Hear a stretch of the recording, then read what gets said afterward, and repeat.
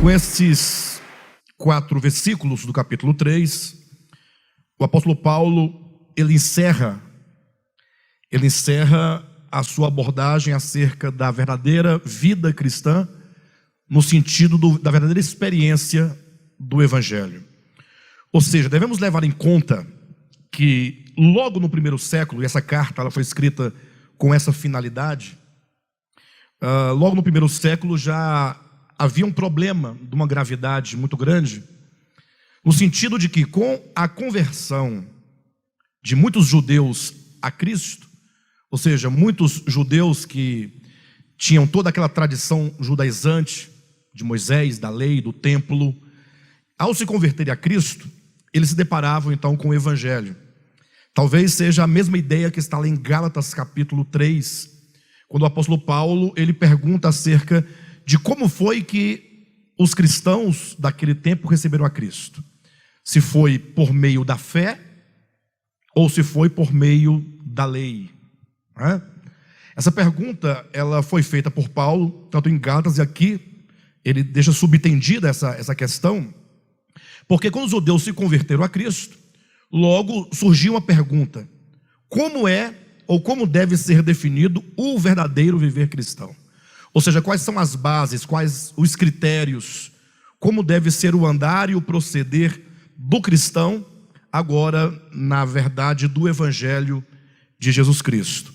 Ocorre que logo surgiu uma ideia de que eles deveriam se converter a Cristo, e uma vez convertidos, eles tinham o perdão de pecados, eles tinham a redenção em Cristo Jesus, mas deveriam então se tornar o quê? Na vida prática, no cotidiano, praticantes da lei mosaica. Ou seja, deveriam determinar o seu viver por meio da lei.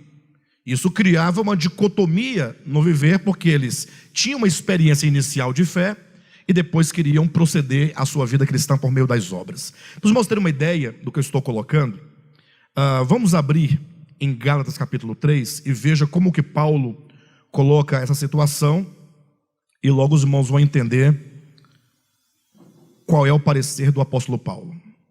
Capítulo 3 de Gálatas, versículo 1, diz assim: ó Gálatas insensatos, quem vos fascinou a vós outros, ante cujos olhos foi Jesus Cristo exposto como crucificado? Quero apenas saber isto de vós: recebestes o Espírito pelas obras da lei ou pela pregação da fé? Sois assim insensatos que, tendo começado no Espírito, estejais agora vos aperfeiçoando na carne. Terá sido em vão que tantas coisas sofrestes, se na verdade for em vão. Aquele, pois, que vos concede o Espírito e que opera milagres entre vós, porventura o faz pelas obras da lei ou pela pregação da fé?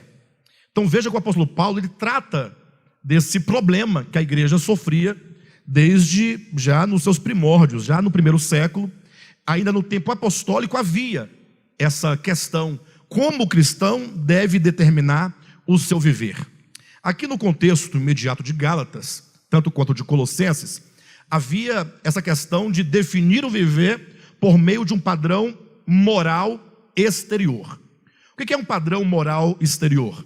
Estabelecer as regras do bem viver, as regras dos bons costumes, na forma de mandamentos exteriores, ou na forma de mandamentos, de regras, de normas.